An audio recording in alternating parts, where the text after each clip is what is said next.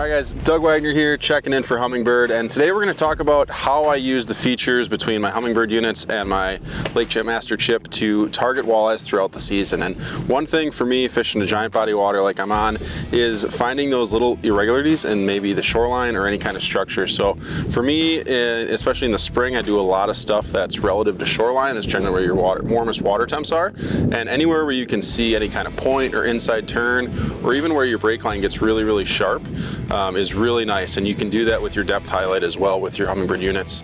But for me, walleyes like a really sharp edge. They like to be able to move from shallow to deep water, especially when you're in your low light periods.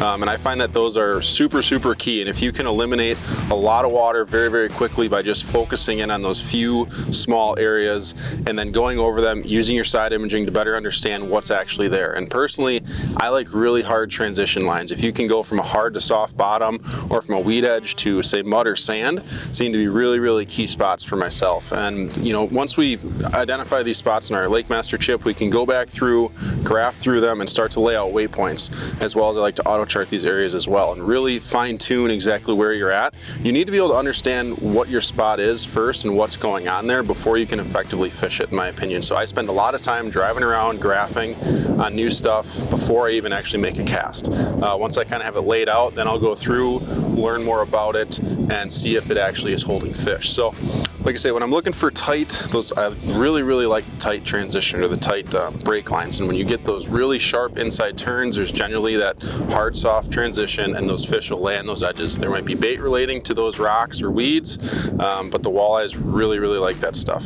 So basically, what we want to do is get our boat in gear, and I'm going to idle around somewhere around the 3 to 4 mile an hour mark, and I'm just slowly going to swing in and out of these spots. And you can mark these fish as well, especially with your side imaging. And basically, any kind of fish that I'll mark, I'll throw a waypoint on. I like to throw waypoints on any kind of points or inside turns where I know those are going to be a little bit higher percentage areas even after that. And then once we get to that fact, it's putting the rods out and seeing if we can get these fish to react. All right, so we're just pulling up on this point here. You can see we've got a nice extension. We've got some tight brake lines here on our right-hand side. You can see our rock to sand transition here really clear. And I like to lay out these waypoints just right on the edges of here. It's super easy with these Solix units. You can have a very simple touch. This is my rock waypoint. I like to label them red so I know not to go inside of them, and boom, there's our rock. Okay, now you want to lay out this whole entire edge as we go, and you'll see these small little points. This spot right here,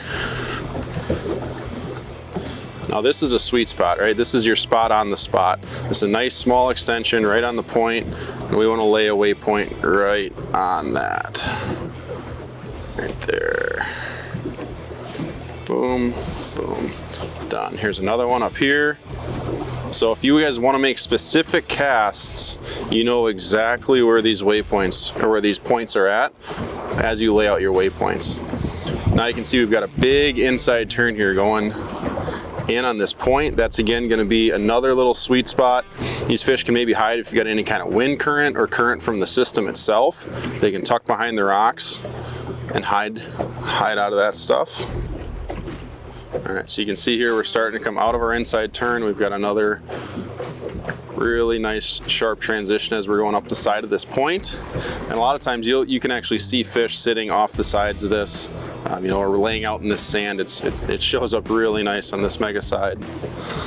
So now you can see even we pulled out into this, and now we've got our hard bottom structure that shoots all the way out. So this inside turn right here, if you've got any kind of wind that blows in here, this is going to be a sweet spot for your fish to set up on. Any kind of hard bottom transition like that, or even if this is your soft bottom to your weed line, that edge is going to be super crucial.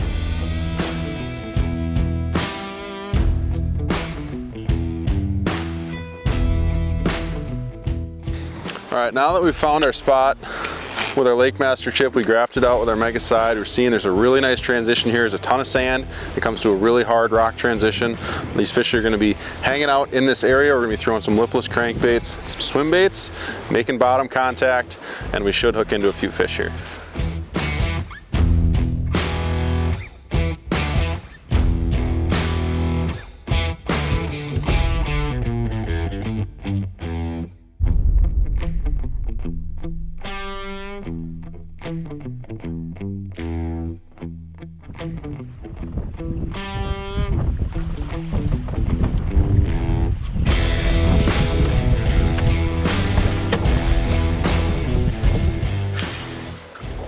Just had one absolutely smoke a lipless.